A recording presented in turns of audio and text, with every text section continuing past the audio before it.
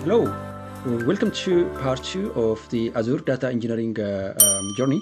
In this series, we will take the data that we already ingested into Azure Data Lake Storage and transform it into a modern enterprise-grade analytical solutions using Microsoft Fabrics. Microsoft Fabrics is a powerful unified SaaS analytical platforms which designs to bring together data engineering, data ingestion, data warehousing, real-time analytics, and business intelligence into one seamless ecosystem. With Fabrics, organization can ingest data from multiple different source systems. It could be a cloud source like AWS or Google, or from on-premises environment like SQL Server, on-premise SQL Server, or from we can source data from a transactional system using API call or IoT devices. So with Fabrics, we can ingest data from any external or internal sources so that we can enrich it, transform it, and make it ready for the next level for machine learning processes, or for business analysis, or for data science activity. All those can be done in Microsoft Fabrics. Also with Fabrics, we can build a Lakehouse or a data warehouse architecture. And we can also create a powerful Power BI dashboard and insights and share it to the end users. So everything can be managed from a single platform. So that is the benefit of moving into Microsoft Fabrics, where the platform itself is a SaaS, where we don't need to provision any kind of resource. It's readily available whenever we need it. And also everything is available in a single platform. We don't need to go outside of the Fabrics environment to create any resources so that we can use it as a data engineering activity. So everything is available in a single unified platform. So before we go deep into Microsoft Fabrics and start enriching our data that we got in the ADLS storage, let's have a look at in detail what we've done in part 1. So this is a recap. We just briefly summarize it, and then we will come back to Fabrics.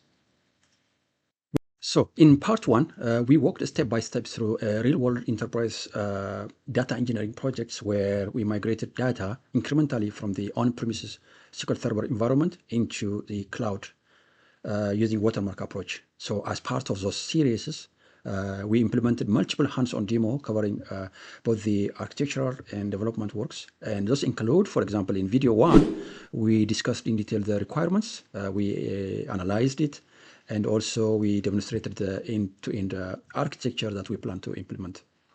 In video 2, we provisioned the core necessary Azure resources that will help us to implement the data migration project. For example, we provisioned the Azure Data Lake Storage, ADLS.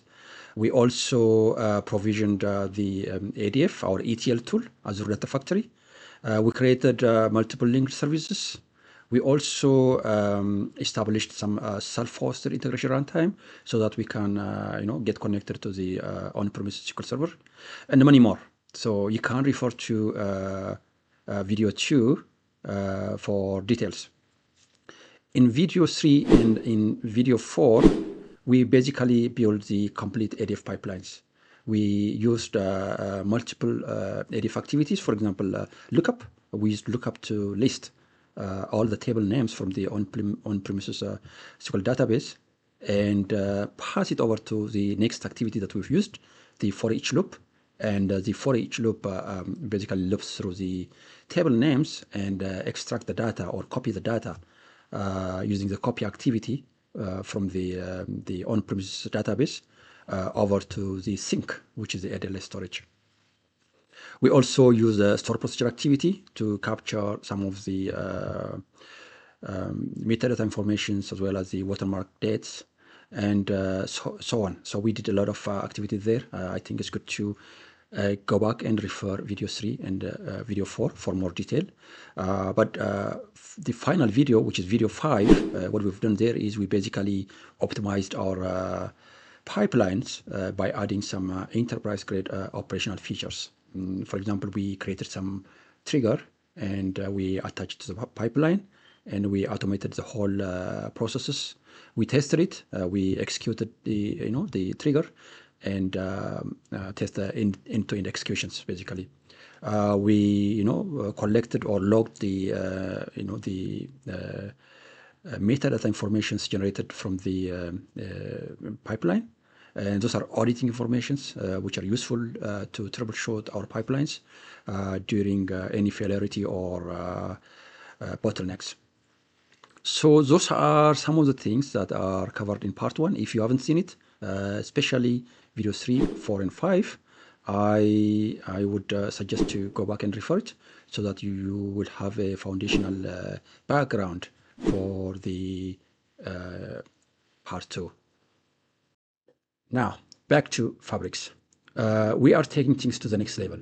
So using Microsoft Fabrics, we will transform our raw ADLS data into the Medallion architecture using the bronze layer, where the raw ingested data is stored, and then the silver layer, where the cleansed and transformed data is stored, and then the golden layer, where the business-ready analytical models are captured.